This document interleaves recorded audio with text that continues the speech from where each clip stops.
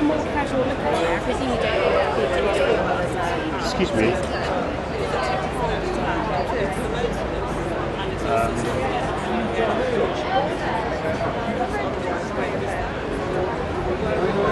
I was pulling up, am I going to put, urgent needs with check? Yeah, how many batteries have you got? Have you got truck batteries? Where's the one? Just to boost this library.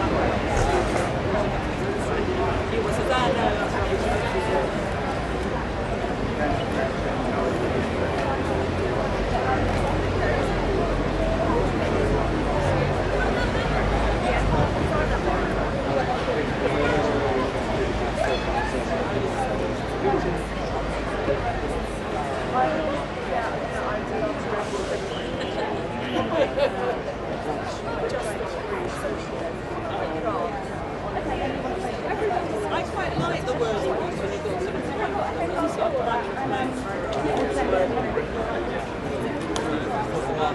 you want it that angle?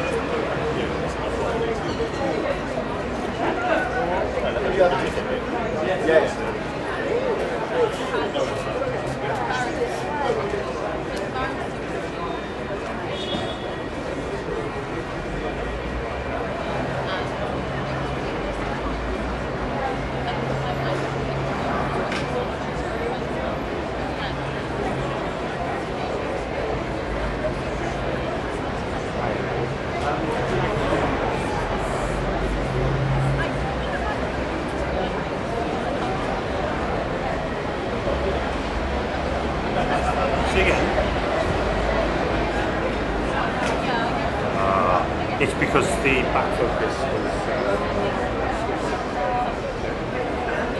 Okay, cheers mate. Bye.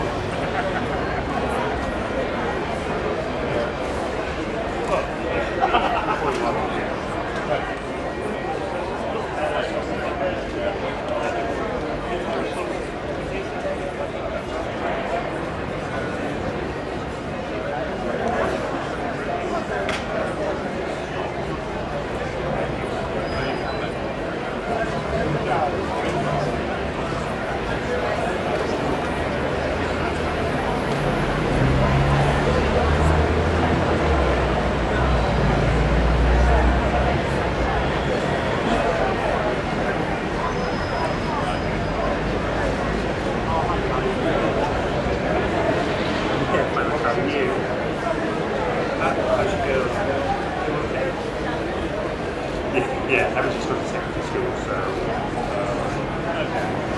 just started. It's like, oh my god, he's smart, he's the smartest one in the house. I was stuck in my teachers and all the rest of it. I know. It is mental, but I don't really see it. Darling, how's school doing? Come on to that school. Do you think it's not the same? Or is it just more passing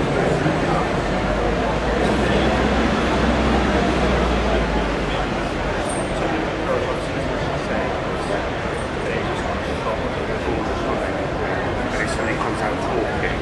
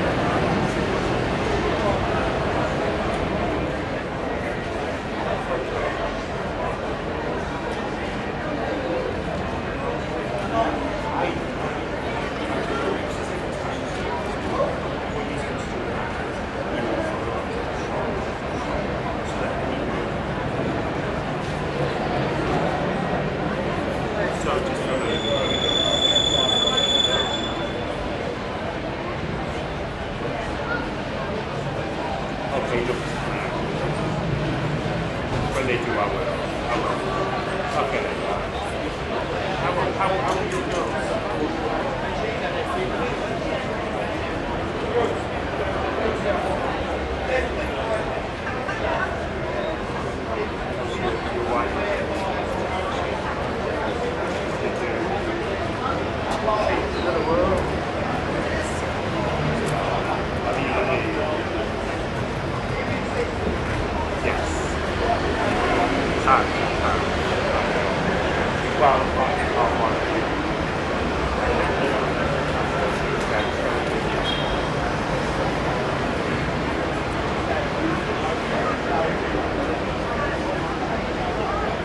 Okay, guys.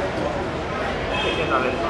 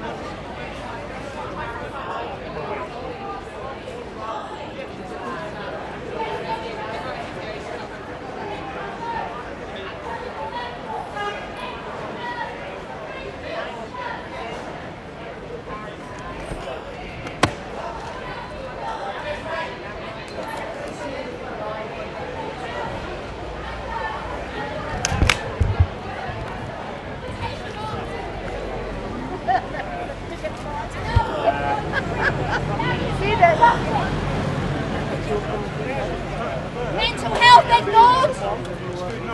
Nazi salutes on your phone. Yeah, you heard that, didn't you? We've got you, mate. Come on, nothing to do with left. It's not a fault. It's not a fault. It's not a fault. It is to do with left and right. It's what the establishment have sorted out and implemented. We have a left and right regime. Unfortunately, the left have gone so far to have they're all mad. Yeah, and now what are Labour doing? What's Corbyn going to do? What's Corbyn going to do? If you have a no deal, you will be the worst off of everyone. We never were. We were the best before we joined the EU. This was a sovereign country, flourishing in its own right. He's right, mate. The EU He's had right. You can't educate poor. That's right. You do look skint. Yeah, you do like it. Go on. Nice pink shirt. No more pink shirts as well. But there you are. Look at them all, trying to get the perfect sort. Look at them, scum. The whole lot of them. I'm writing stories about Ben Stokes' family being shot. Having a go at David Cameron's kid that died. You're all scum. You're trying to it's like the left. I've never done anything. before everyone else. Any other country you go to, they put their people first, and rightfully so. We do not do this in this country. And that's what Trump is implementing in his country. He's putting his people before anyone who comes into the country. We need to shut our borders. We have Islamic State coming in as children and sitting in our schools, and they're like 20 plus, and sitting in with 6-year-olds.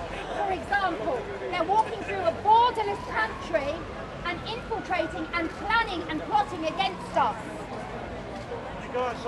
British first. Shut the borders. Sovereign laws for our country. This is a Christian country. The Northerners, the thick and stupid ones. Birmingham, mate. Birmingham. I'm from Newcastle. I'm a Northerner. Shropshire, mate. And we shit on Birmingham, yeah? Lot cleaner, mate. Birmingham, it's a shit hole. Digbeth, Peaky Blinders. Aston Villa. Nice to see you without your radio. Bringing the Villa into it.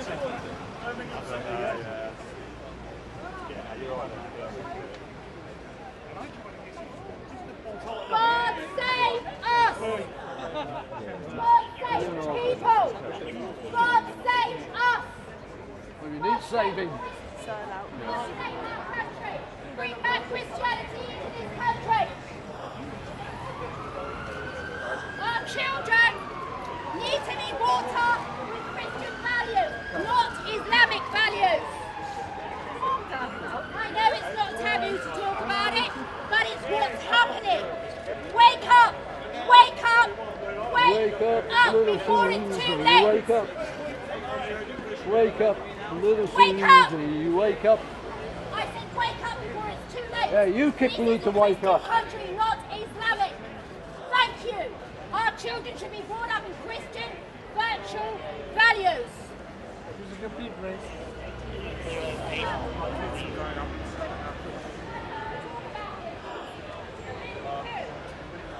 Yeah, mate. And you will find out.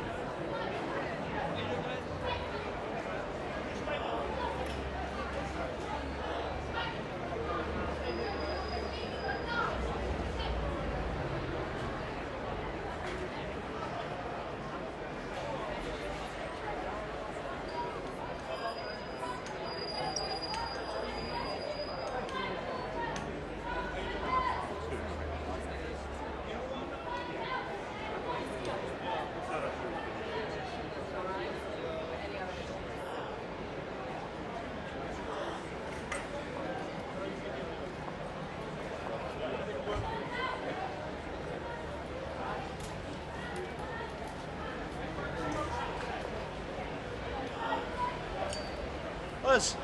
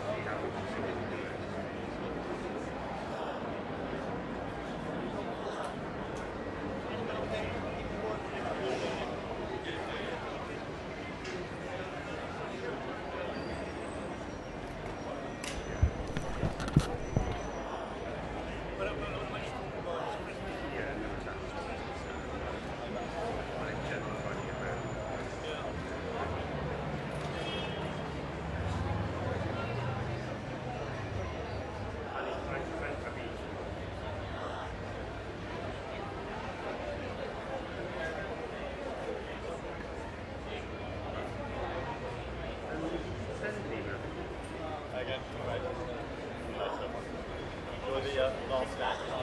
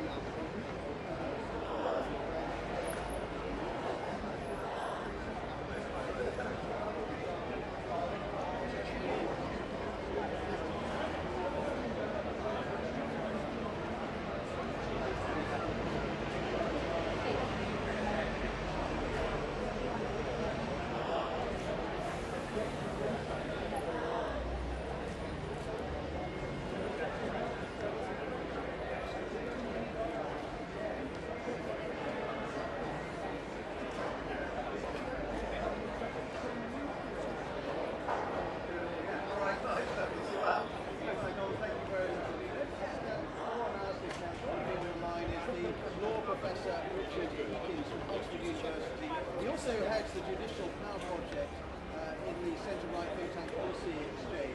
Thank you very much for being with us.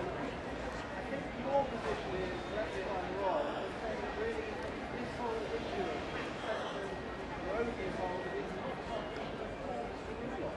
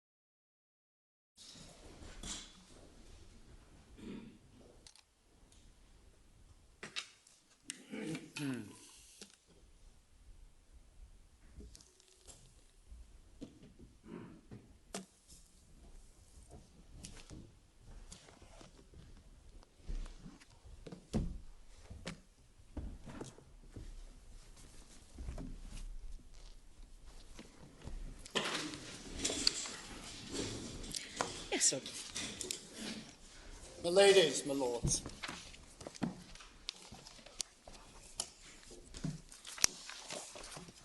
The issue was non-justiciable because it was political.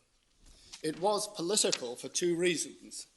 One was that it trespassed on the proper province of the executive, and the other was the lack of judicial or manageable standards by which it could be determined. And I paraphrase, of course, from the opinion of Lords Newberger, Assumption, and Hodge in the case of Shergill.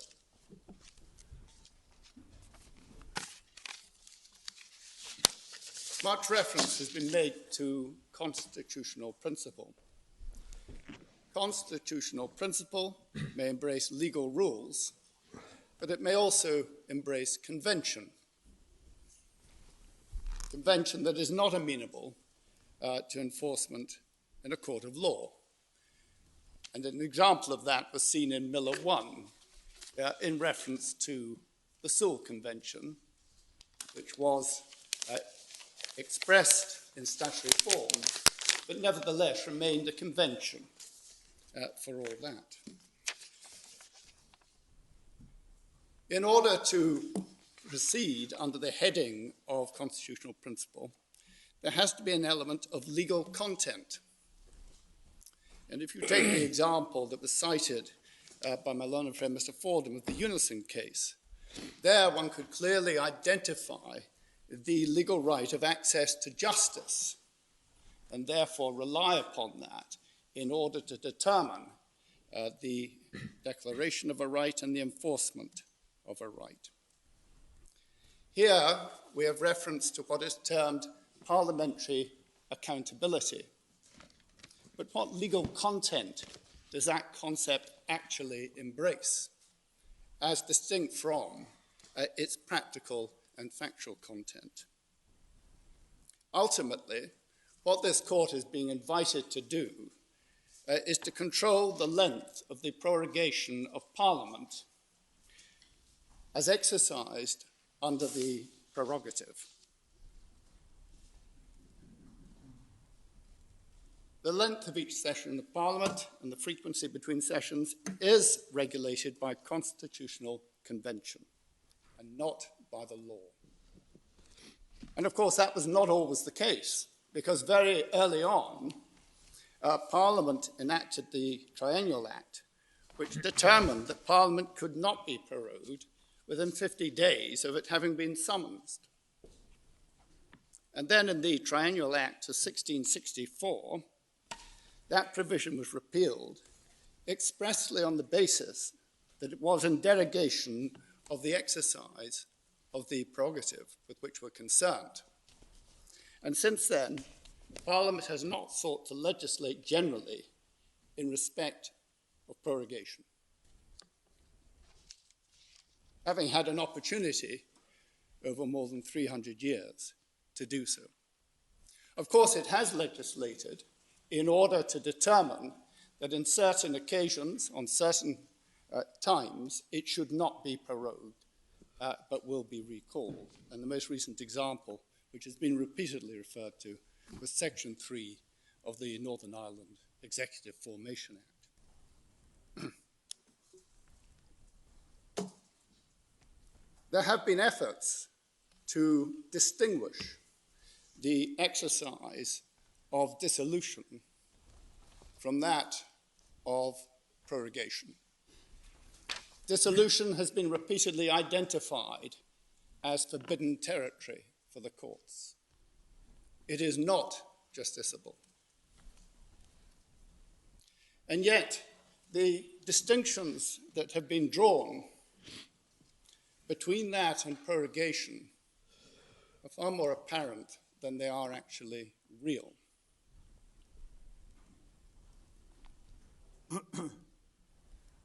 In respect of dissolution, of course, Parliament cannot be recalled, and there will ultimately be an election. Following that election, of course, it's provided by the Act of 1694 that Parliament might not be summoned for a period of up to 3 years. Even in the period from dissolution to election, and I'll come on in a moment to look at that period, the executive would remain in place, and indeed would remain in place during the period when Parliament had not been summoned following an election. Of course, we now have a decision by Parliament to regulate dissolution by primary legislation, the Fixed Term Parliament Act. Under the terms of that Act, and the periods are quite instructive, I will suggest, the period between dissolution and an election must be 25 working days or 35 calendar days, including bank holidays, during which time the executive will clearly not be accountable to Parliament. And thereafter, as I say, it will be for the executive, essentially, in their exercise of prerogative powers, to determine when Parliament will actually be summoned thereafter. Now, in respect of prorogation, it is clear that political purposes may very well prevail over any formal purpose or requirement for prorogation of Parliament. And we've seen many instances of that over the years. If, in the event of prorogation, Parliament takes exception to that course of action, it has a very clear route to adopt. It may, following the prorogation to which it took exception, or in anticipation of the prorogation which has not begun, because that would be the instant case, at the beginning of September of this year, move a motion of no confidence in the executive. And such a motion, if moved by the leader of the opposition, would be heard.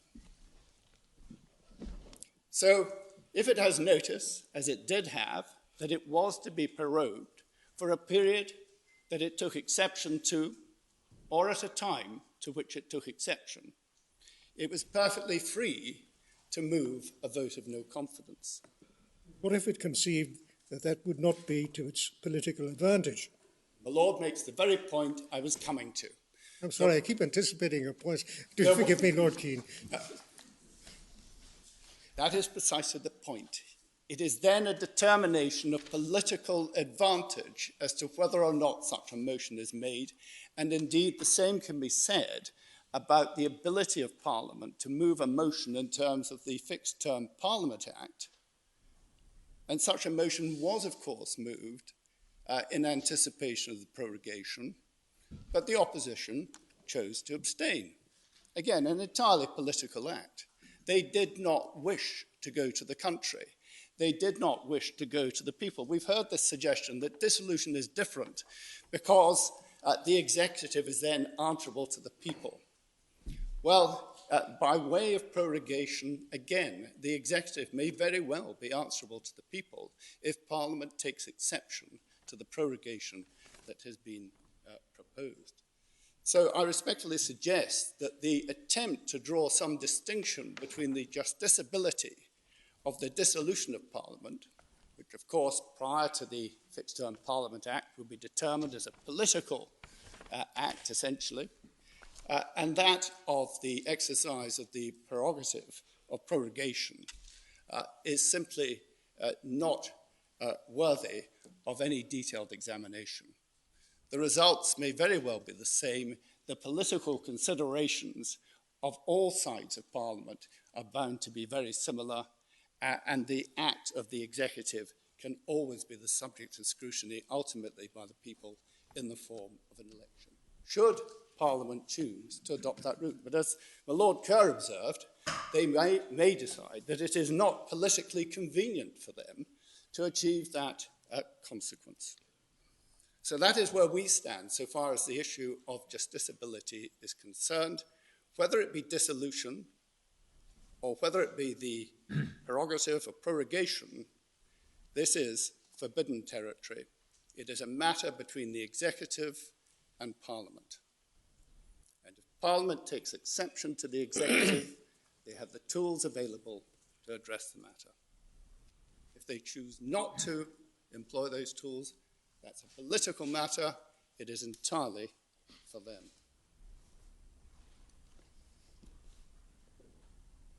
And I just add this one further point. How, in the context of that political minefield, is the court to opine on the issue of purpose or improper purpose or legitimate political purpose or illegitimate political purpose? How are these concepts to be defined and applied in this context? In my respectful submission, the applicants and the petitioners are inviting the courts into forbidden territory and into what is essentially a minefield, an ill-defined minefield, that the courts are not, with the greatest of respect, properly equipped to deal with. Can I turn from there to some of the particulars of the appeal in the case of Cherry? And the first point I would wish to make is simply this, and it may have been noted by the court already. In his submissions, my learned friend Mr. O'Neill made no attempt whatsoever to respond to the criticisms that I'd made of the reasoning of the Inner House, or indeed to defend the particular and inconsistent approaches taken by the Inner House in the determination of that case. And in my submission, the reasoning, for the reasons or on the grounds I set out before, is unsustainable, and it must follow that the issues in that case are for this court to determine, which they may do properly by reference to the documents. I should also notice the suggestion from Mr. O'Neill that a concession was made in the Inner House about justiciability. I was not present in the Inner House, but I've had the opportunity to speak to both Mr. Johnston and Mr. Webster, who were present, and also to look at Mr. Webster's notes. They do not consider that any concession was made, but if it was, it is hereby withdrawn. So if I could make that clear with the permission of the court. Thank you for that clarification. We'll keep... One always proceeds on the basis that if something starts staring the obvious, a concession is not required, and if it's not starts staring the obvious, a concession is not appropriate. Now, furthermore, my learned friend Mr. Fordham suggested that Sir James Eadie had made a concession as to justiciability, but again I take exception to that. If Parliament has by primary legislation sought in any way to determine when or whether the prerogative of prorogation should be exercised by the executive, then of course this court is entitled to interpret and apply that primary legislation. But I suggest that gives no doorway into the general issue of justiciability of the prerogative power of prorogation. So I would seek to put that point as made by Sir James into its proper context. Turning very briefly to the issues that arise if this court now has in hand the appeal itself, I simply urge this court to do as the Lord Reid suggested yesterday, and that is to consider fairly and as a whole the documentation, the contemporaneous documentation, the authentic contemporaneous documentation that has been produced in this case. And I'm not going to go back to the comments I made about affidavits in the context of a Scottish process. I simply notice that the Lord President was perfectly satisfied that an affidavit was not in these circumstances required, and that is also consistent with the dicta of Lord Walker that the court was referred to, where he felt that if the documents spoke for themselves, then it would not be required. The language of the documents is important. I have to notice that my learned friend Mr. O'Neill used discourteous and indeed incendiary language in describing ministers, advisors, and civil servants.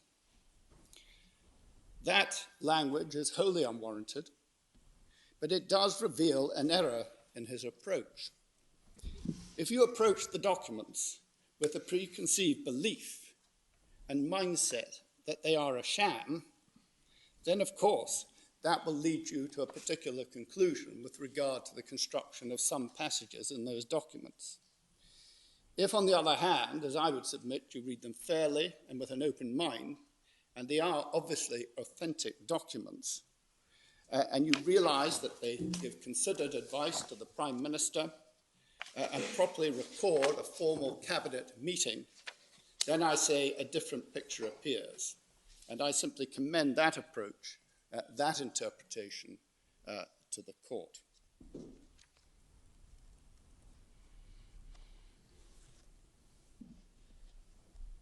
There was a complaint, of course, that somehow prorogation prevents accountability. Well, it is a fact that for a period, prorogation will affect accountability in Parliament, but it doesn't prevent accountability beyond Parliament, where again the executive will be questioned and held to account, whether by the public, the media, or indeed during a party political conference season at each of those conferences, no doubt. But prorogation no more intrudes upon the idea of accountability than would dissolution. And again, I cite the point that even under the Fixed Term Parliament Act, there will be no accountability of the executive to Parliament for a period of 35 days after dissolution. And nothing can be done in that period because Parliament could not be recalled. Whereas in respect of prorogation, there are, of course, a series of statutory mechanisms that may be employed for that purpose and according to particular circumstances. So again, if one was to fall back on the comparison with dissolution, I would suggest that in fact, prorogation is so clearly a matter that is political in nature that it falls within the forbidden territory. Now, a number of questions were raised, including by my Lord Sale, about the effectiveness of post-prorogation controls. But in a sense, the same arises with regard to dissolution. If there's dissolution and the government goes to the country and it's re-elected, it may be held account for the grounds upon which it sought to dissolve for political purposes at a particular time. So there's no greater and no lesser a degree of control. Of course, the ultimate political control, whether it be prorogation or dissolution, is the ability of Parliament to express no confidence in the government, and is the ability to take the government back to the country. And when looking at all of this, we mustn't forget that one of the primary aims of the opposition in Parliament is to replace the government. They're not just there to hold them to account, they're there to replace them. Just as the government has a political imperative to pursue its own policies, so the opposition has a political imperative to seek to pursue their policies. And that is all part of the political ground where the courts should not be. Now, in passing, and towards the end of his submissions, the learned friend Mr. O'Neill asserted that the United Kingdom could not leave the European Union without a deal unless that was authorised by further primary legislation. And that was apparently because departure would impact upon individual rights. I don't want to dwell on this point. It arose in the inner house, but not before Lord Doherty in the outer house. Our note of argument in the inner house addressed this issue at paragraph 66 to 70, which is MS 415. I should just add that Mr. O'Neill's case was directly rejected by Lord Drummond-Young at paragraph 110 of his opinion, that's MS 1245. It was rejected as a relevant challenge to prorogation by Lord Broley in paragraph 71 of his judgment, that's at MS 1208. And the Lord President rejected that prorogation could have any effect on individual rights. That's at paragraph 59, MS 1212. So, in my respectful submission, the submissions by my learned friend Mr. O'Neill do not take him to where he would wish to be, and the appeal should be sustained on the unchallenged grounds that I sought to advance in opening before the court. Now, the court will be aware that we've produced two further notes, and it's perhaps appropriate that I should make reference to these. If I could deal first of all with the note on the effect of prorogation on legislation.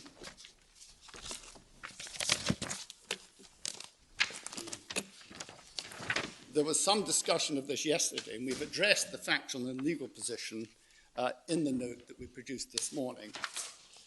In short, the government is and has for a considerable period been alive to the need to ensure that the statute book is prepared for exit from the EU and has taken extensive steps to achieve that result. And of course, most of that work was actually done earlier in the year in anticipation of an exit on 29th March. Some further statutory instruments are required to address changes, essentially changes in EU law since March, and those are largely of a technical nature. The 2018 Act, of course, provides for an urgent process for the making of statutory instruments, and in the small number of instances where such SIs need to be in place for exit, they can and they will be in place. Now, of course, all such SIs must be debated within 28 days or they lapse under the affirmative procedure, and the government considers that there will be an opportunity to debate all of these before 31st October, and it won't be a case of addressing a debate on these instruments after that date. So I seek to reassure Lord Lloyd-Jones on that point. In these circumstances, we expect that there will be adequate time to deal with all SIs and indeed with all required primary legislation. And in that context, I should stress that some of the Brexit-related primary legislation that's been referred to by the PLP, for example, the 5 outstanding bills, are not required as at exit date. And we seek to give an explanation for that in the note that we've provided. They are issues that will be addressed going forward after 31st October, assuming an exit on that date, but they're not actually required on that date itself. I should say that there was some element of confusion in the minds of some about what bills were being referred to by the PLP. And at paragraph 3 of our note, we say in paragraph 5 of his second witness statement, Dr. Joe Tomlinson for the Public Law Project suggests that all Brexit bills from the last parliamentary session have fallen. Insofar as that statement suggests that all Brexit-related bills from the last Parliament session fell at prorogation, that is not correct. And we point out that many of them passed, but there were 5 remaining. I should add, in fairness to Dr. Tomlinson, that if you go back to paragraph 37 of his first witness statement, he's referring there to the 5, not to the totality. And I would like to ignore that. I think there's been a misunderstanding on that point. The second matter that has been the subject of a further note is the matter of relief. And we have sought to explain why, as Lord Reid anticipated, this might be a little more complicated than it first appeared. What cannot remain is part 4 of the interlocutor of the inner house. But what I would observe is this, that while we go in detail through these matters and while we do maintain very strongly that the prorogation of Parliament did take effect, notwithstanding the complaints made by the applicants and petitioners, and that Parliament is prorogued, and that the prorogation cannot be impugned, standing Article 9 of the Bill of Rights. There is room, of course, for the court to make a declarator or declaration if it comes to the conclusion, contrary to our submissions, that the advice given to the sovereign was unlawful. But that, I venture, is all that would actually be required in the context of this case, a declaration that the advice was unlawful. And it would then be essentially for Parliament and the executive in particular, to decide how to respond to that, considering the reasons that may be given by the court if it comes to that determination. So is your position that if such a declaration were made, the order in council, the prorogation affected by the commissioners appointed by the order in council would be legally effective? Yes, my lord. That is our position. And I just pause. And then how would it be? How would it then be that it would be for Parliament to decide how to respond? Because Parliament wouldn't be there. I'm just going to say, in the first instance, it would be for the executive to respond, and under the 1794 Act, they could, of course, seek an order in council for a proclamation for the recall of Parliament. But it seems very strange that Article 9, which historically was there to protect the privileges of Parliament against the executive and the Crown, would then have the effect contrary to that purpose. Well, I don't accept the proposition in those bold terms, if I may respectfully say so. It appears to me that the first question is, was the proclamation by the Lords Commissioner a proceeding in Parliament? And we've given 6 reasons why that must be the case. And if it is a proceeding in Parliament, then it falls within Article 9 of the Bill of Rights. But why shouldn't one start at the other end and see whether they were properly charged, lawfully charged, to deliver their message to Parliament? Because one would... And it's being said on the other side, the answer is that they were not. Ultimately, that would mean impugning the proceedings in Parliament that have taken place, and the consequences of that could be far-reaching. I would suggest, well, first of all, we say that the Ordering Council itself is linked to the proceedings in Parliament, but more particularly, the third stage of the process, the declaration by the Lords Commissioner prorogue Parliament. But if the reasons it did so may be impugned as having been secured by some means that was not appropriate. They may be impugned on the grounds advanced by my learned friends on the basis that the advice given was unlawful. But the sovereign made the decision on the advice of a Prime Minister. The Ordering Council was made, and the declaration was a proceeding in Parliament. But my Lord's question is this. Go to the interior stage. If the advice given to Her Majesty the Queen was unlawful, then the relay of instructions to the Lords Commissioners, I should have thought, was also unlawful and can be impeached at that stage before they go anywhere near Parliament. The Lords Commissioners may be entirely unaware of the advice given. But whether they're unaware of it or not, they have their commission under the Great Seal. Yes, I appreciate all of that, but they they can only act on instruction from Her Majesty the Queen. And if the advice that she has been given is unlawful, then the instruction that she gives to them to act, whether under the Great Seal or otherwise, likewise seems to me to be unlawful, is it not? If I may respond in this way. If Her Majesty, having received the advice of her minister, had entered Parliament and prorogued it in person, would that prorogation be amenable to challenge in this court? Well, I don't know that that's all that helpful, to be honest, because the circumstance is that she receives advice which, let's say for the sake of discussion, is unlawful, then she cannot convey to the, and it's nothing to do with the Queen, of course, she's simply performing her constitutional function, but the advice, or the instruction that she gives to the Lords Commissioner, so the argument goes, cannot be valid since it was based on unlawful advice. So it's at the stage before it gets anywhere near Parliament that the attack on the lawfulness of what is to take place occurs. Is that not right? No, the attack which is made in these applications is on the lawfulness of the advice, and it doesn't go beyond that. If the advice was unlawful, would it not follow that the Order in Council was liable to be quashed? Well, I would submit that it is not liable to be quashed because it is incidental to the proceedings in Parliament and therefore falls within the ambit of Article 9. That sounds like putting the cart before the horse. Right.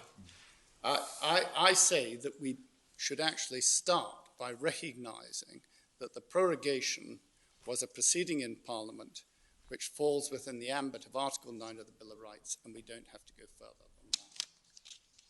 And am I right in understanding that no undertaking is being offered?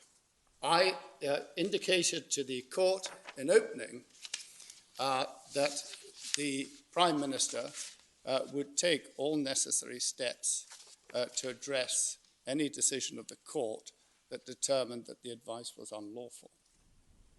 That sounds like something which really ought to go without saying. Exactly so. It is not for the executive to give undertakings to obey the law. The executive does obey the law, and if the courts tell us what the law is, we will address that. Just so I'm clear, and I just want to understand the position, are you saying that the word impeached in Article 9 covers a case where a consequence flows from an order of the court? I'm saying that the proceedings themselves are protected by Article 9. So the court's order wouldn't have consequence? My lady, my lords, unless there are further matters that you would wish to raise, having adopted the 2 additional notes, I would rest my submissions there. No. Thank you very much, Lord Keane. Thank you.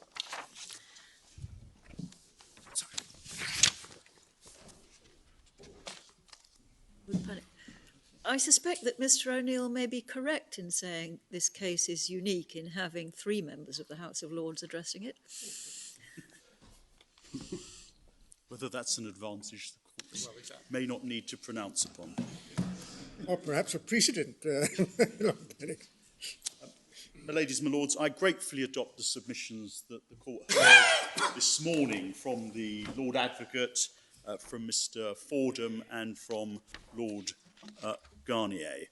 The court has received comprehensive oral and written submissions over the last 3 days, and I therefore wish in my reply just to emphasise what we say with respect are the central errors in the arguments advanced by my friends Lord Keane and Sir James.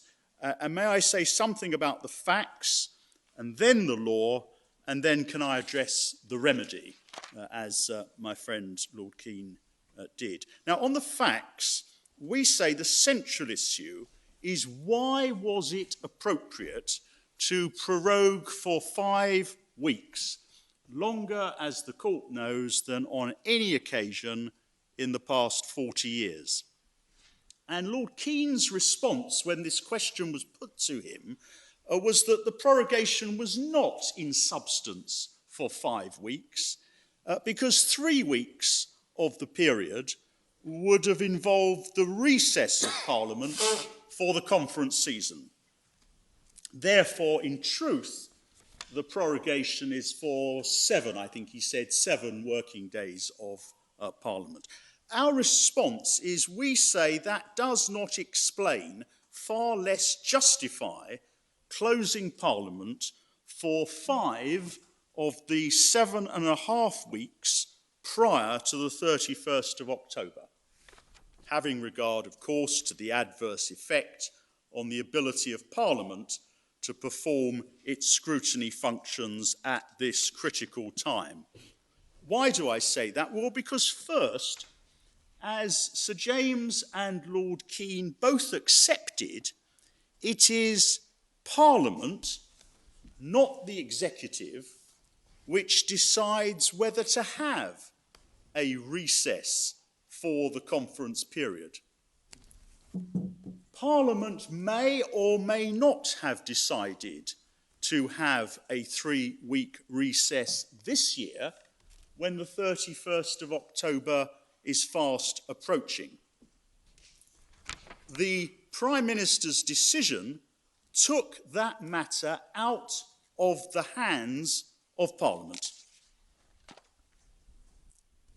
Secondly, even if there was a conference recess this year decided upon by Parliament, Parliament would still, during those 3 weeks, have been in session.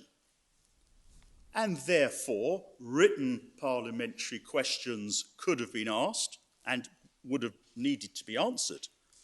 And parliamentary committees could report and would report.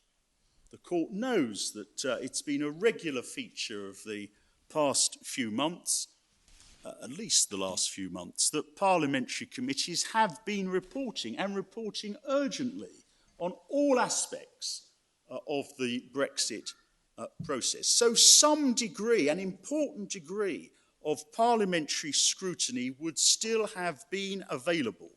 And this prorogation for 5 weeks at this time prevented any parliamentary scrutiny for that period. And the third answer to Lord Keane is the point put to him by my Lord Kerr and my Lady Black. Your Lordship and your Ladyship asked Lord Keane to explain why there was any need for a prorogation prior to the 7th of October or thereabouts. What was the reason? And there was, in my submission, no answer to that central question. Prior to which date did you say?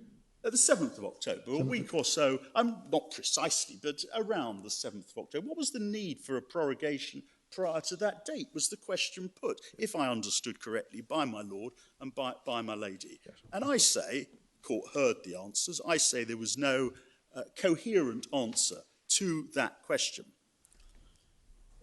The documents on which Lord Keane relies in relation to this whole matter include, let us not forget, the note dated the 16th of August in the Prime Minister's own handwriting.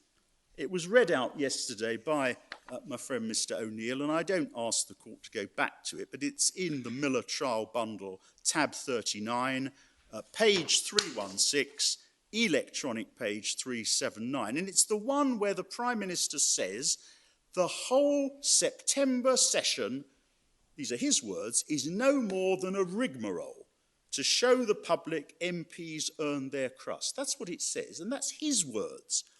And I'm very happy for the court to follow Lord Keane's approach that he articulated a few moments ago. Read this document fairly and with an open mind. There's no need to adopt any incendiary language, Lord Keane's criticism of my friend Mr. O'Neill. The document speaks for itself. And what does it show? It shows the Prime Minister's failure to understand that Parliament, as the sovereign body, will wish to ask questions of the executive, to debate matters, to report through its committees, possibly enact more legislation. And it will wish to do so during these September weeks concerning the negotiations, if any, with our European partners and the planning for no deal. And I was asked on Tuesday by my Lady Arden about the bills that were lost because of the prorogation from the 9th of September. And the court now has the answer, detailed answer to that question. And there's no dispute. The government's note accepts that a number of important bills have been lost. They include, incidentally and sadly, the Courts and Tribunals Online Procedure Bill, on which, if I may say so, Lord Keane worked tirelessly and skillfully to pilot through the House of Lords. It's one of many bills that have been lost. Now, Sir James points out, and he's absolutely right, that it is inherent in prorogation that bills are lost. But my Lady Arden's question is important because it provides a further answer to the Prime Minister's suggestion in his handwritten note that I mentioned a few moments ago, that Parliament has got no business to transact during this period. So what's all the fuss about? The bills, some of them very important bills, that were being debated, that were going through the stages of both the House of Lords and the House of Commons, demonstrate the error in the Prime Minister's analysis. And we therefore maintain our factual submission made in opening that this 5-week prorogation has prevented Parliament from carrying out its scrutiny functions over the executive for a period of exceptional length, longer than any prorogation in the past 40 years, for no rational reason, and at a time when the constitutional principle of the executive being answerable to Parliament is of vital importance. All of this conflicts, and I'm coming on to the law, with the constitutional law principle that the executive is subject to parliamentary scrutiny.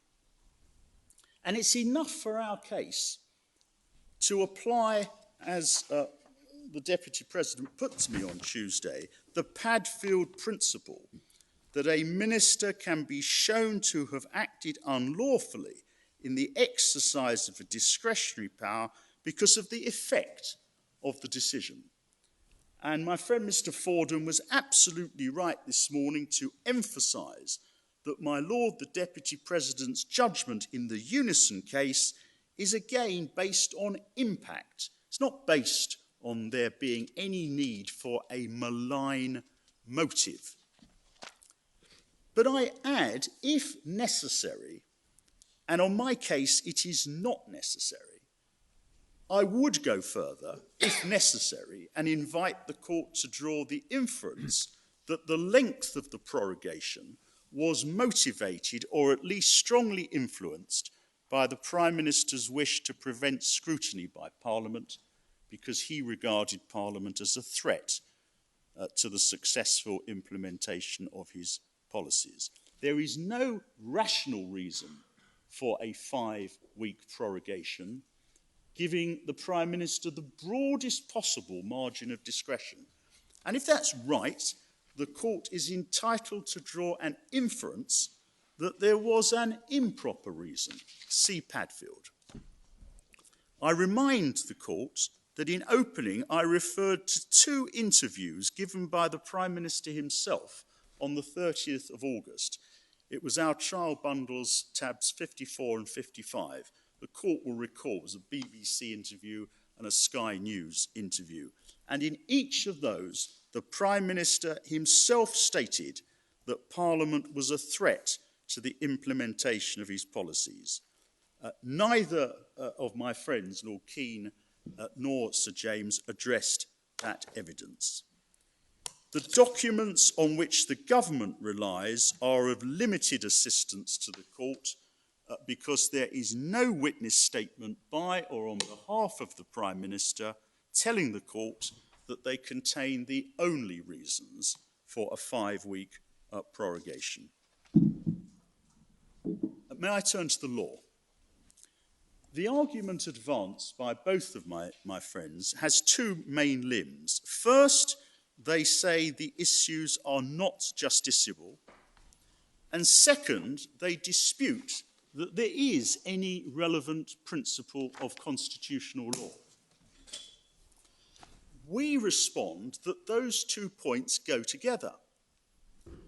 If, as we submit, there is a relevant principle of constitutional law, that is the supremacy of Parliament and the inferior status of the executive and its accountability, then it is a question of law for the court whether, in the light of that principle, this decision is outside the proper scope of the legal power to advise on prorogation.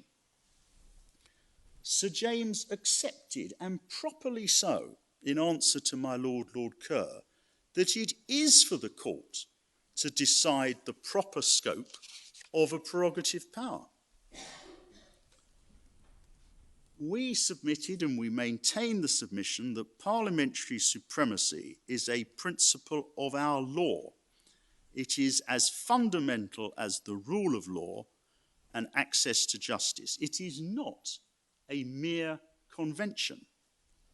And it is not confined, as Sir James submitted, to an obligation on the executive and the courts to comply with enacted statutes.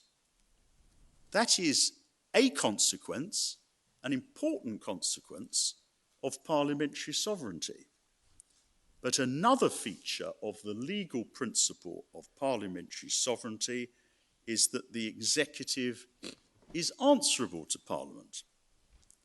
And it therefore follows, we say, that the executive, the junior partner, cannot claim a legally unfettered power to close down the senior partner for as long as the executive likes, for whatever reason it likes, and however substantial the damage to the ability of Parliament to perform its scrutiny functions. Sir James then said that for the court to intervene would breach the principle of the separation of powers. Our answer is that the court is being asked to intervene in order to uphold the separation of powers. That is to ensure that the executive cannot, by its own acts, escape from scrutiny by Parliament. Sir James then says there are no judicially manageable standards. He points out correctly that any prorogation involves a limitation on parliamentary sovereignty. He asks how many days of prorogation is lawful?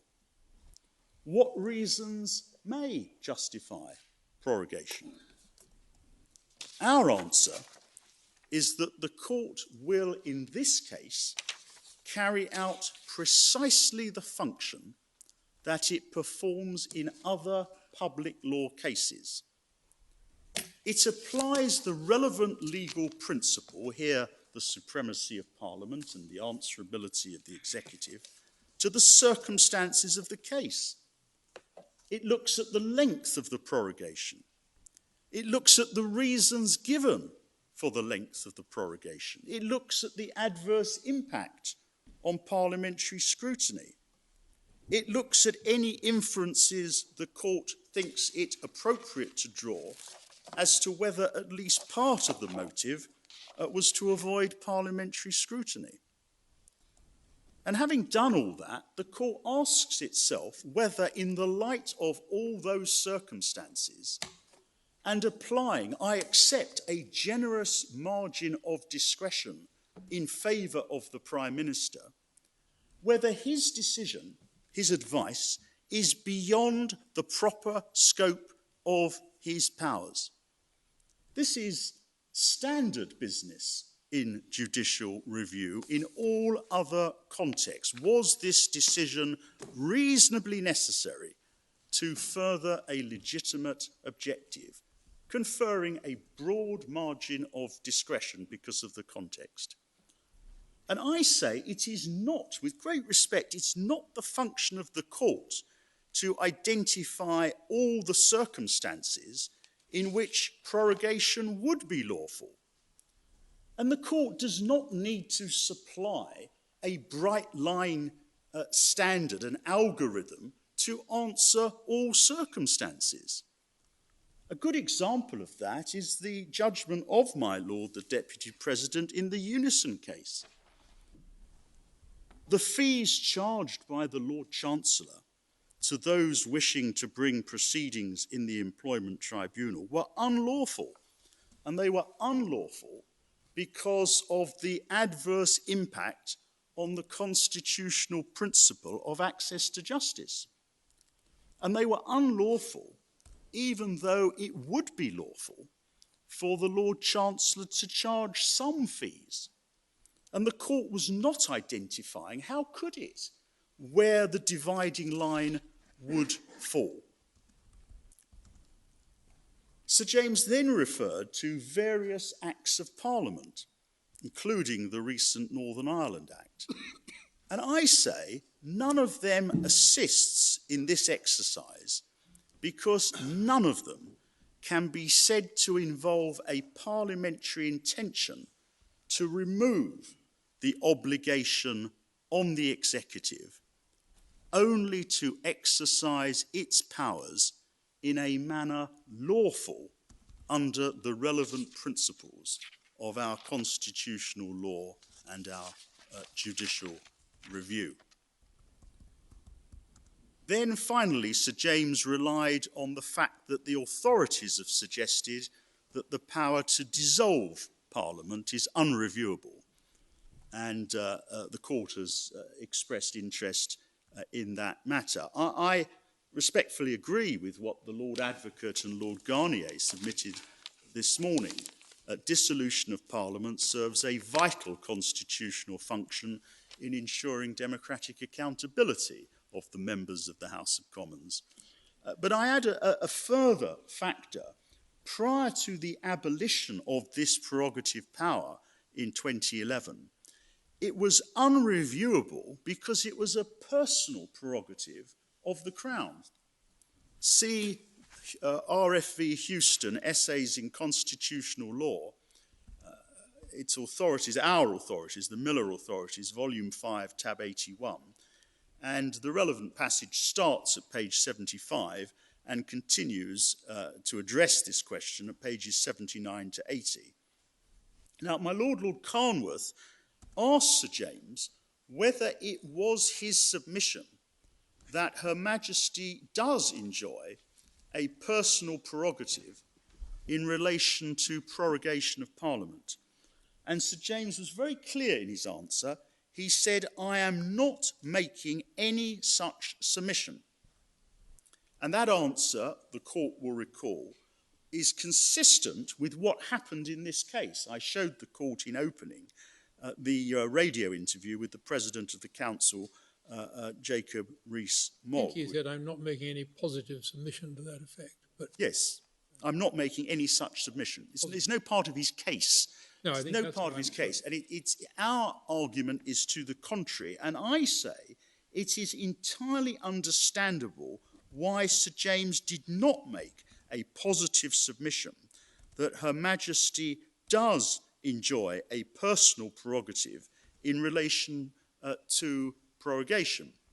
And the reason, I respectfully submit, is that given in argument by my Lord Sales. It would be profoundly unsatisfactory in a constitutional democracy governed by the rule of law if the court were to conclude that there does not need to be any legal controls on this power because any abuse can be addressed by Her Majesty.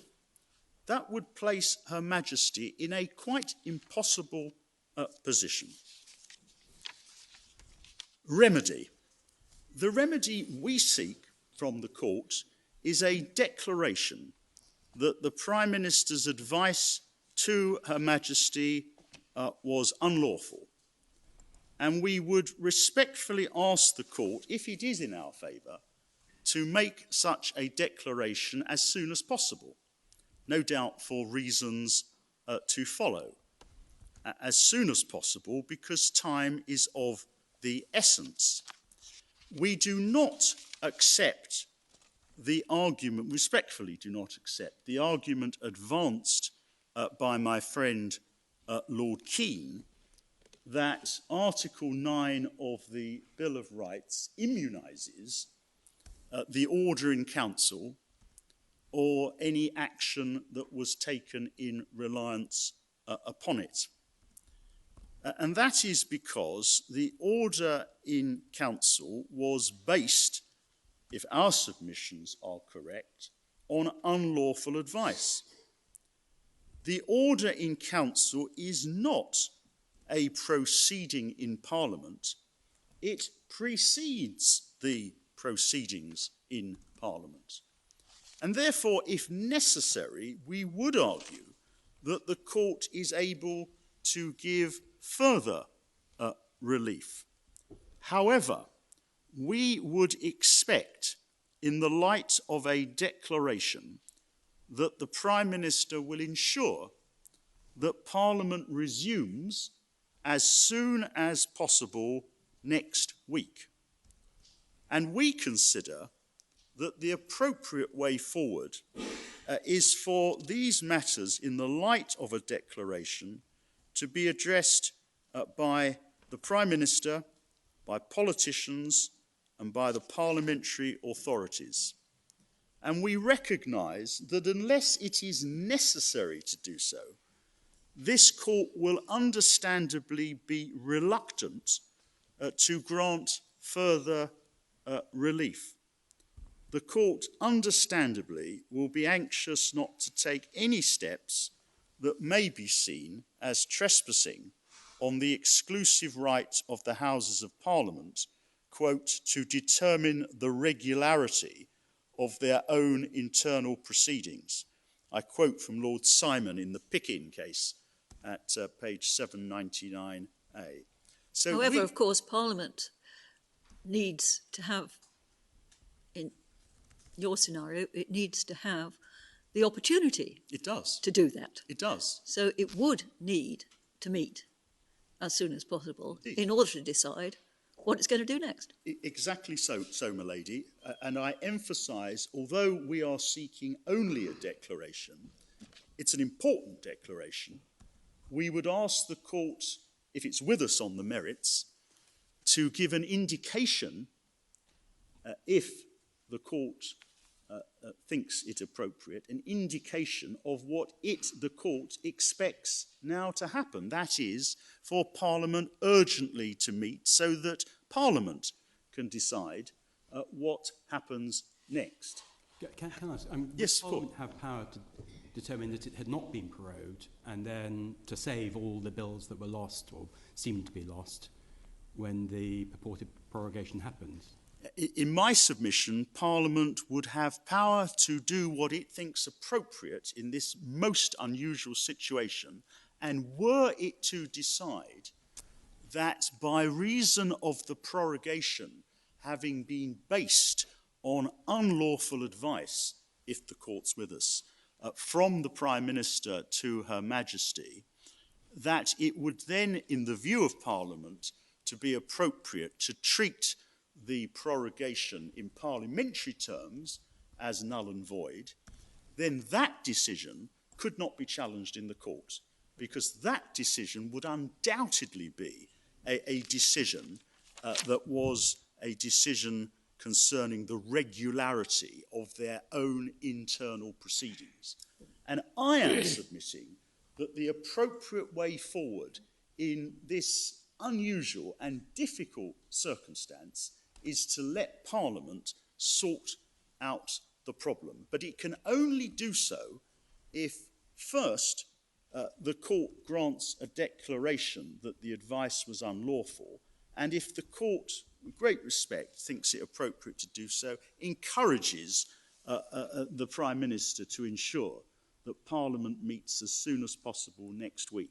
If unhappily... But does the Prime Minister have to do anything to ensure that Parliament meets next week? Well, it may be that the Speaker of the House of Commons and the Lord Speaker in the House of Lords, if this court were to declare speedily that the advice was unlawful and that this court is not going to give any further remedy because it expects that matters will be dealt with in Parliament, that the Lord Speaker and the Speaker of the House of Commons will take action to ensure that Parliament reopens as soon as possible next week. It's a matter for them.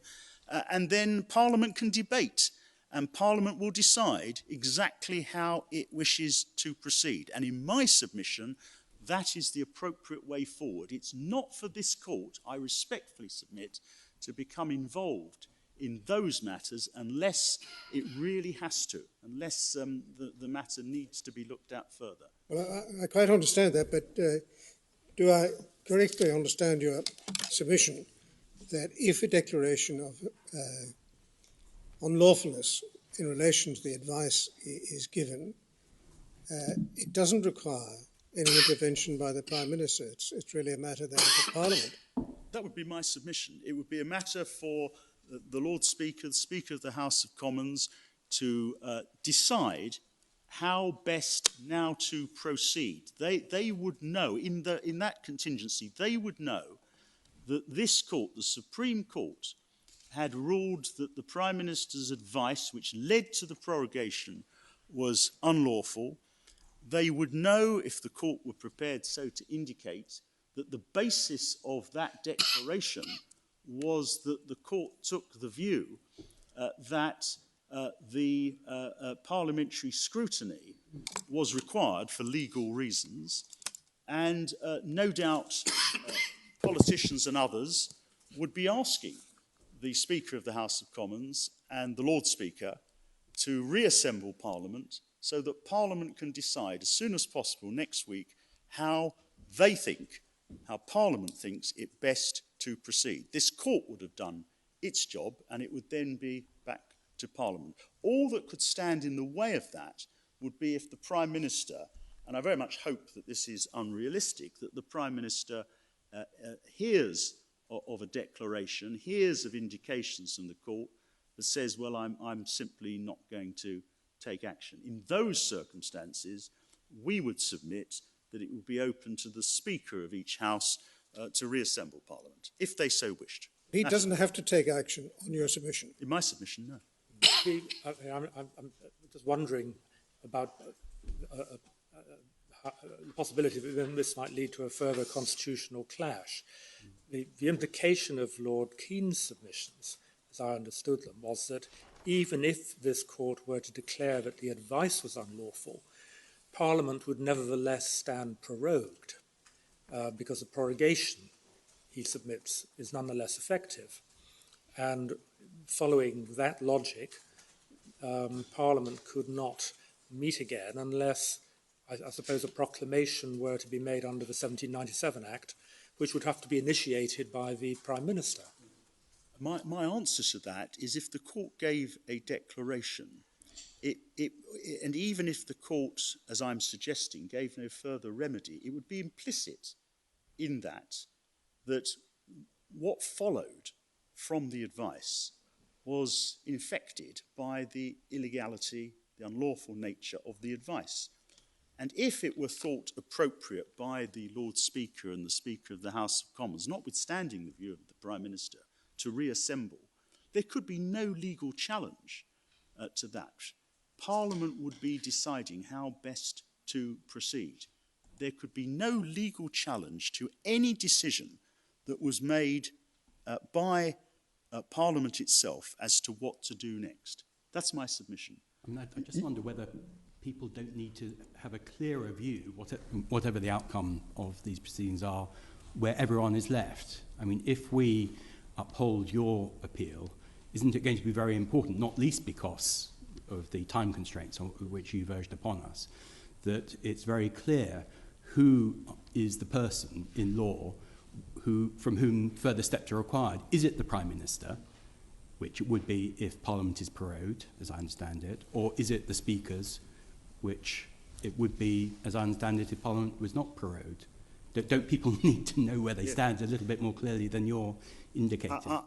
Our concern is that time is passing.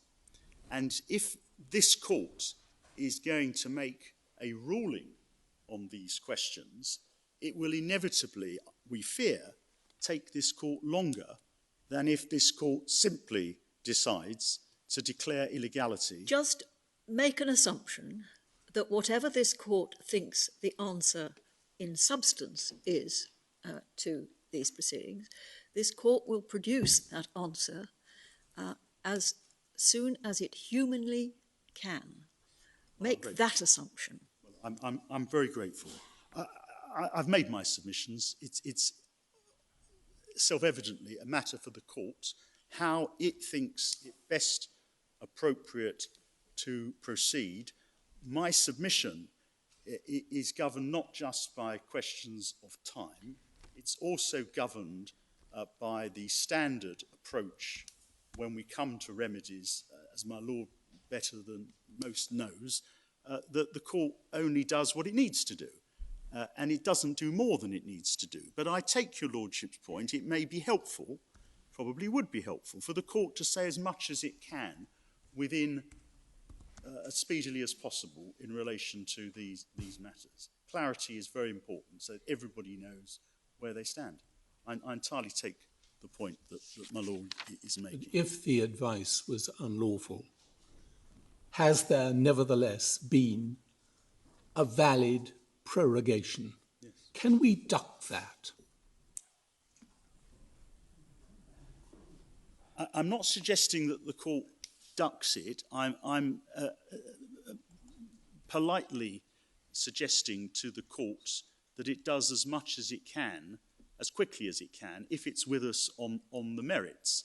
And the danger, the concern, is that it takes the court a lot longer to resolve that question than simply to give a declaration and an indication.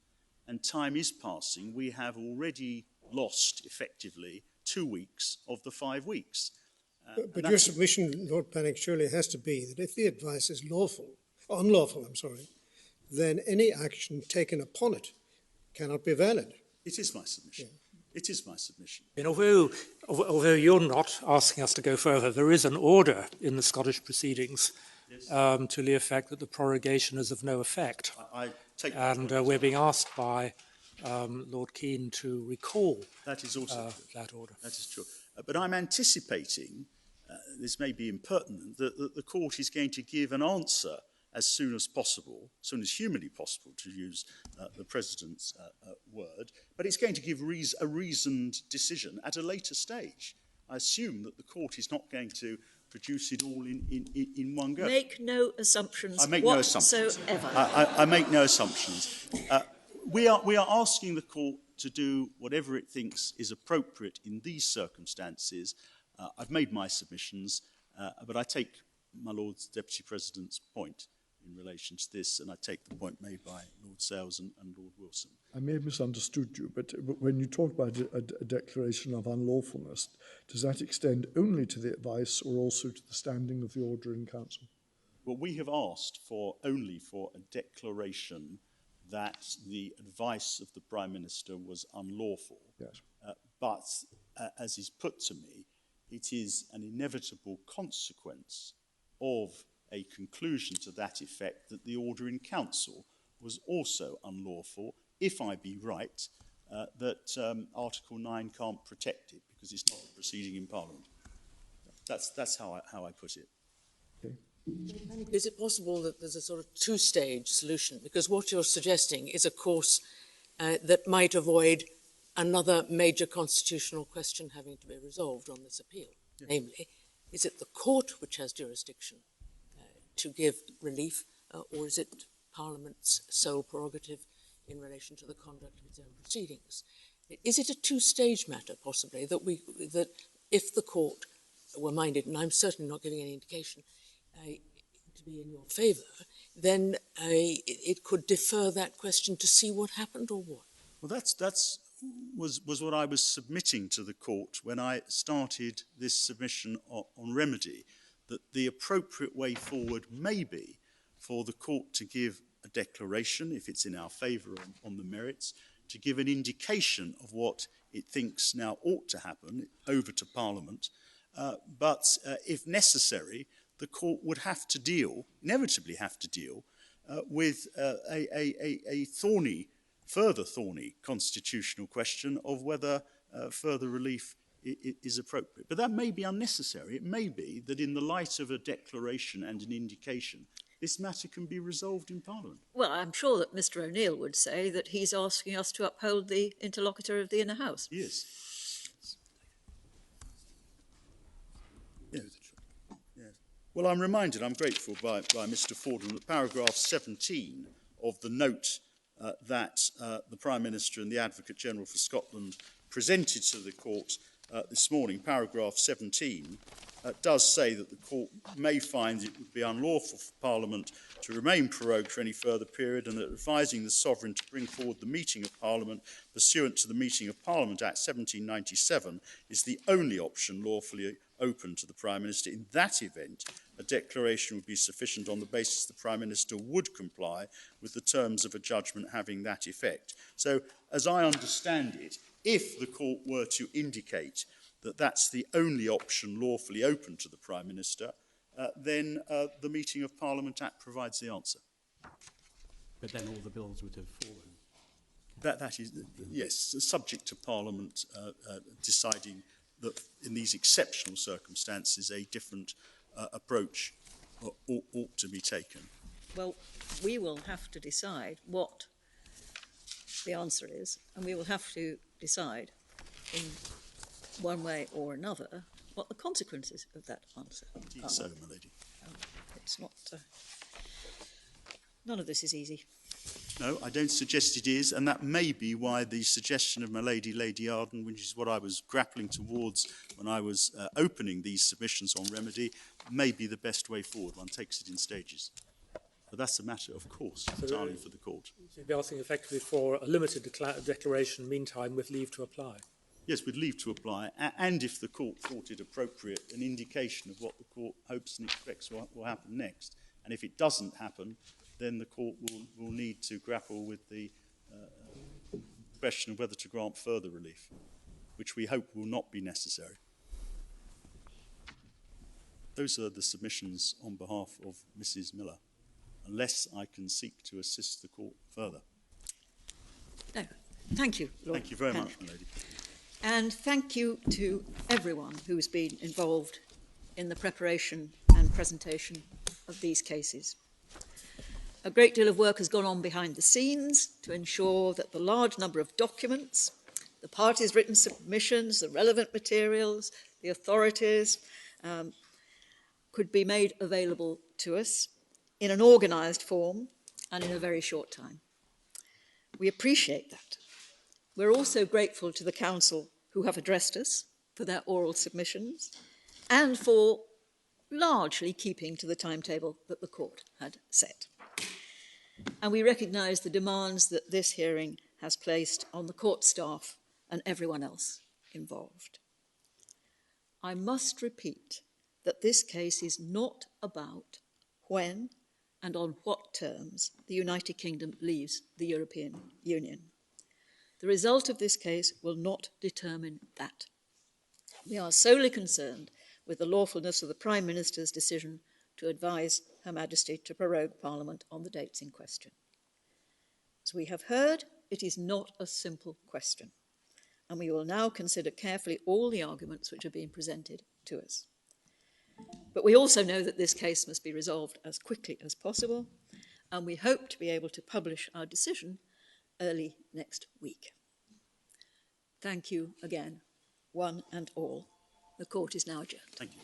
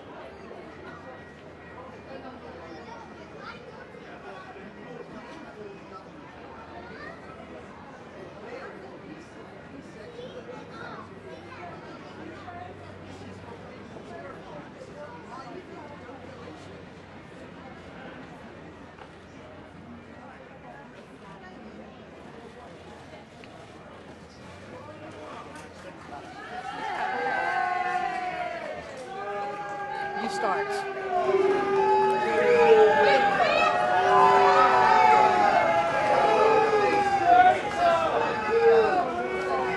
I ask us to start?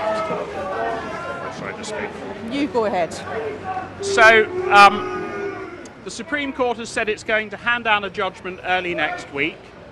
We're very encouraged by the lengthy discussion that took place at the end of the hearing about the form of remedy that the court would grant in the event that it was inclined to find in our favour.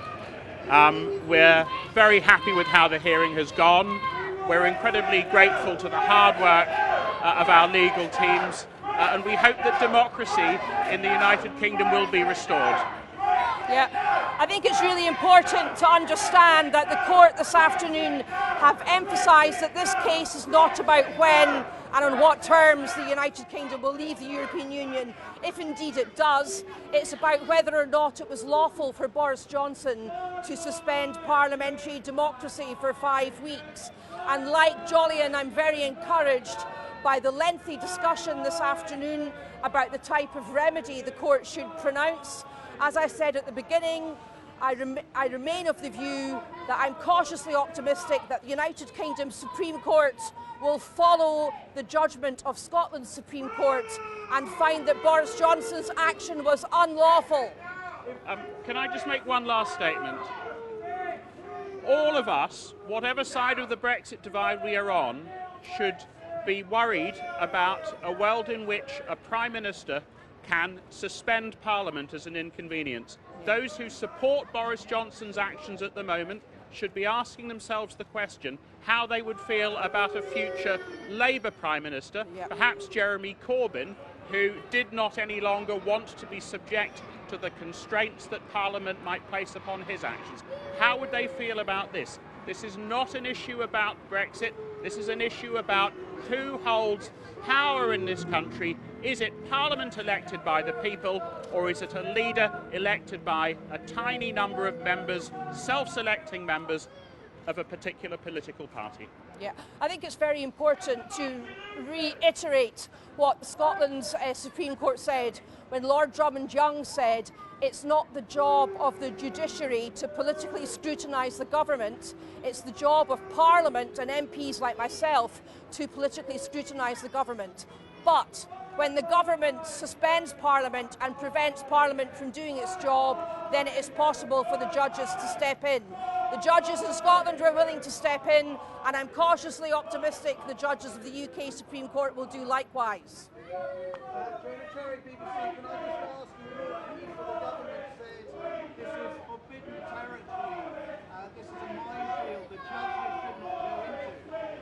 Well, I think the Scottish Court have already addressed why that's not the case. And of course, Lord Pannick QC for Gina Miller and our own legal team led by Aidan O'Neill QC have invited the Supreme Court to follow the persuasive reasoning of the Supreme Court of Scotland that this is a matter of legality, a matter of upholding democracy and a matter of upholding the rule of law. Can I just add this point? It's very, very difficult for me to understand how it can be said to be political for the Supreme Court to stop the Prime Minister suspending Parliament, but not political for the Supreme Court to allow the Prime Minister to suspend Parliament. What is sauce for the goose is sauce for the gander. Plainly there are political consequences whichever way the court decides. But what is at stake here is a fundamental principle absolutely central to our constitutional makeup, and that principle is the supremacy of a parliament that is elected by the people. And there's a suggestion, even if the court says this is unlawful, the Prime Minister might just prorogue Parliament again. Yeah, I mean, that was said earlier this week, and Richard Keane did not deny that that was the case. And I think that's why there has been such an anxious and lengthy discussion this afternoon about the sort of remedy the UK Supreme Court should pronounce if they find for the case I'm leading in and for Gina Miller. What would you like to see happen if the judges here say this was unlawful? What should follow?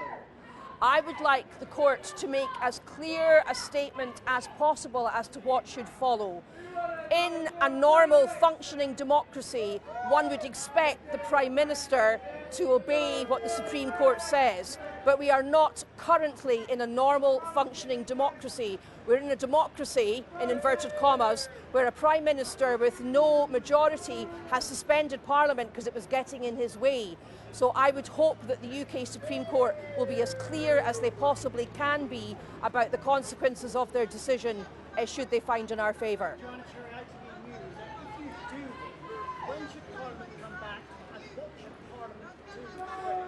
Parliament should come back as soon as possible, and if the prorogation has been ruled to be unlawful by this court, then the prorogation will have been void and we should go back to the position we were in a week past Monday when Parliament was prorogued. All the committees should be back up and running, all the bills that fell should be back before the House, all the question sessions should be back up and running, and MPs should be able to bring urgent questions and urgent debates as they did before.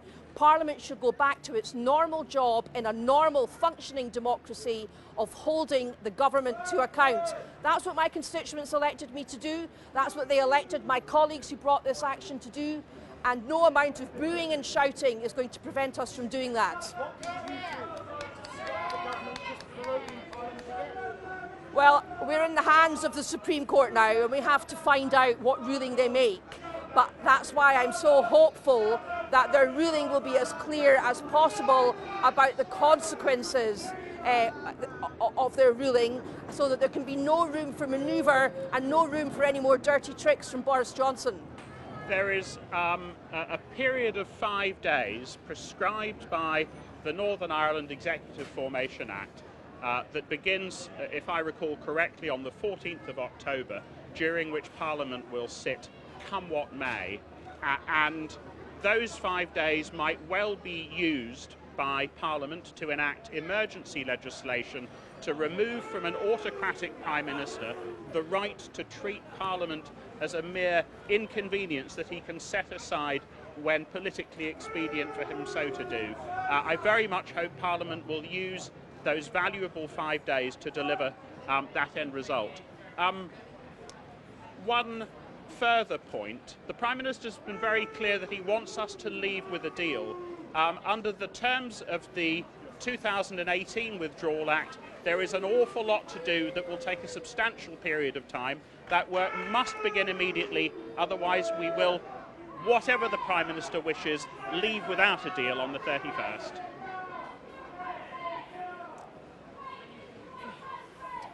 All right.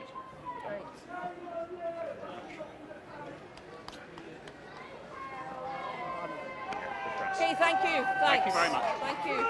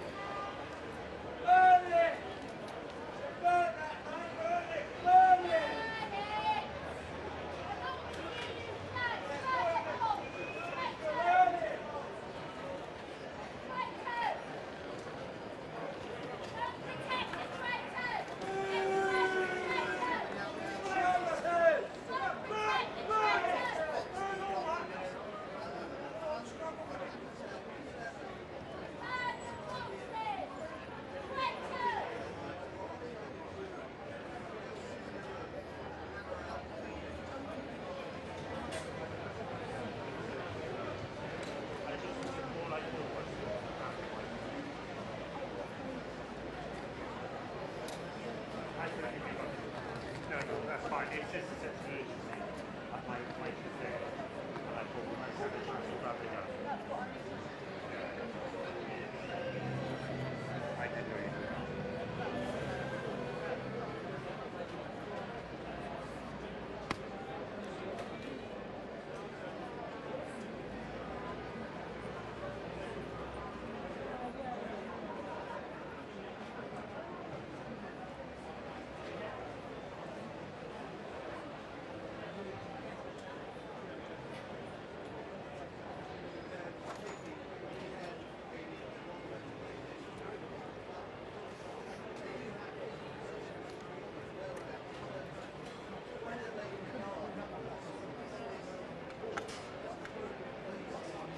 Sure. Yeah, that's fine.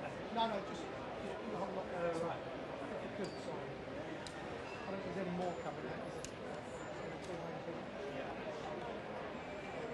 Thank you.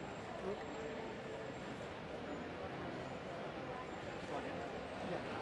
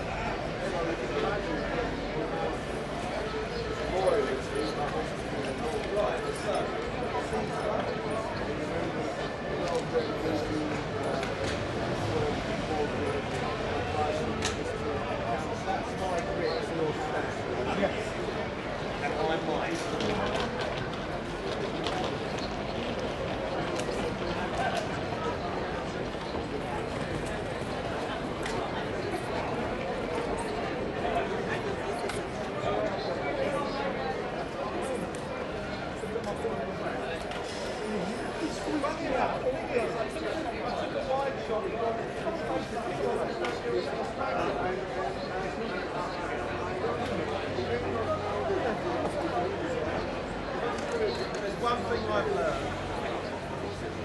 Put a microphone stand out that I ain't come to. Something. Well, if they're going to come, definitely. And I think they know it. They know it. They know it.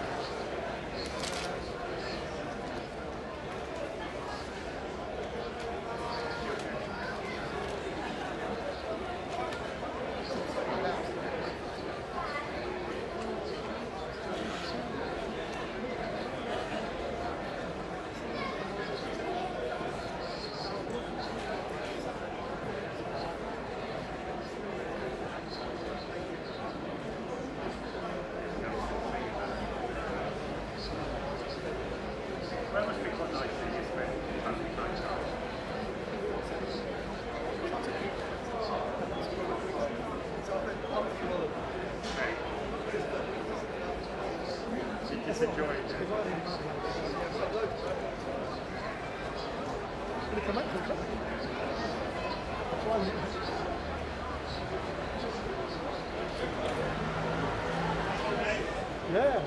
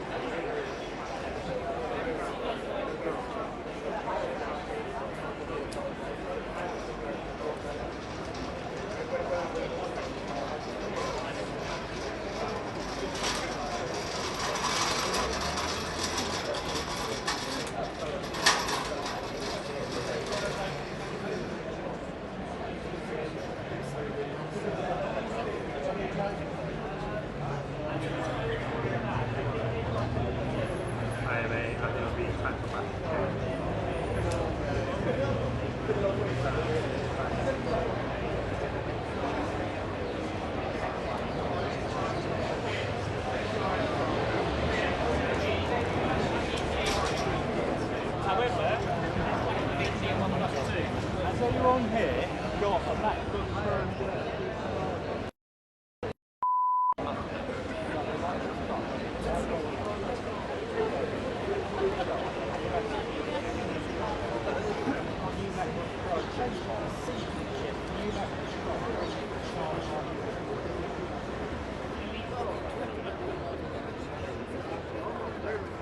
Well, I'm not sure what I will do personally, but obviously if it's unlawful, then Parliament will be able to be open and the MPs will be able to get on with what they were trying to do. For example, there were some moves to suspend conference season so that they could deal with matters at hand that were more urgent. And if it's unlawful, I really have no idea. It's like although it might have been lawful, I feel like we've been going into lawless times, and